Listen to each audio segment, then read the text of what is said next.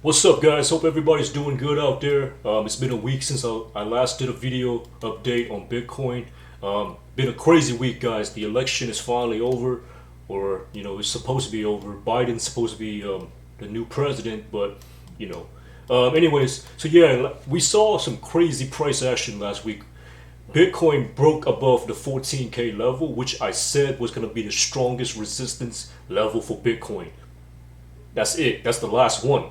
But there is two more levels that we got to look out for. However, I don't think it's as strong because if you look on the monthly chart, right, the first level is at around 16, and the second level is the all-time high to 20K. And if you look, I mean, it's just wicks, guys.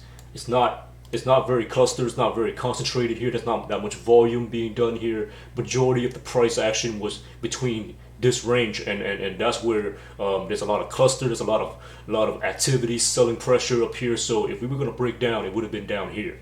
So I mean, anything can happen, but looking really good, guys. Broken above that final two resistance, which I don't think is going to give us trouble at all. Yesterday we had a small retrace where we price tapped the 16K on I think Friday, and then yesterday Saturday it broke down to like 14.3, and then it bounced right back up. And that's the interesting thing about it, is that this is actually not normal Bitcoin activity behavior in my opinion, because usually when we break above a new level, it's, I don't know, it usually retraces a lot more than this. And the fact that it's being held up this well tells me that there's somebody buying over here. There's somebody buying down here. There's somebody buying up here. This is, to me, this is institutional driven. To me, this is some big boy buying this. Some whales are buying this. Some Moby Dicks, not no regular investor.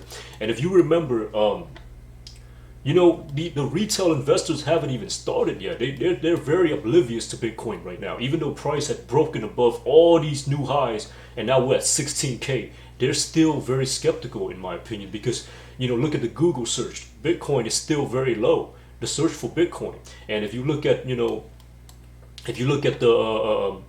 previous years, the previous cycles, every time that Bitcoin broken out above the new all-time high, the previous all-time high, is when the retail start FOMOing and they start coming in and they just buying and just ripping, melting faces off. And that's when the fun really starts. That's when you get your Uber driver asking you about Bitcoin. You get your taco chef truck operator asking you about Bitcoin. You get the janitor asking you about Bitcoin. Everybody wants some Bitcoin at that point.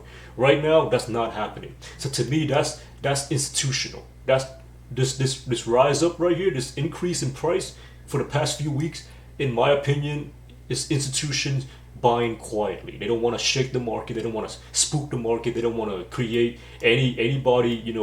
They don't want people to buy right now yet, because it's going to drive the price up for them, and they can't accumulate at the price that they want. They want to buy cheaper.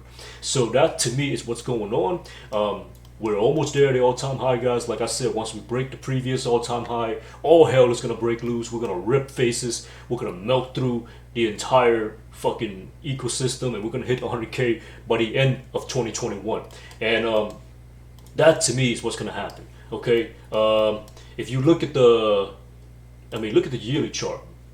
Look at the yearly chart on Bitcoin. Look at that. Look at that. I mean, how can anybody not think that this is going to break above all this and make new highs? It's beyond me. Bitcoin is really, to me, the greatest tool that we have to fix humanity.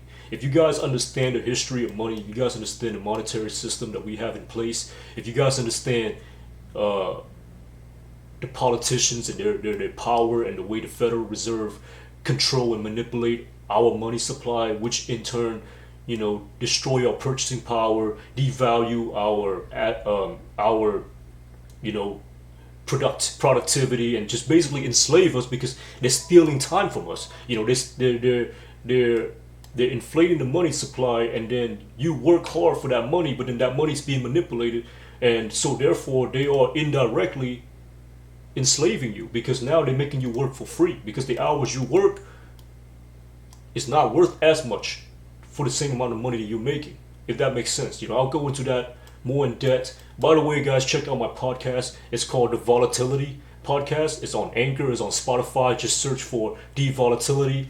I talk a lot about Bitcoin on there if you want to understand more about Bitcoin. But yeah, guys, it's been a great week for Bitcoin so far. We've been uncorrelated. We haven't been moving in sync with stocks or gold at all, and that's usually a great sign. I mean, this thing is gonna melt a lot of faces, guys. I keep saying that. It's gonna catch a lot of people by surprise. People's gonna FOMO in at this time, not just retail, but also institutions gonna FOMO in.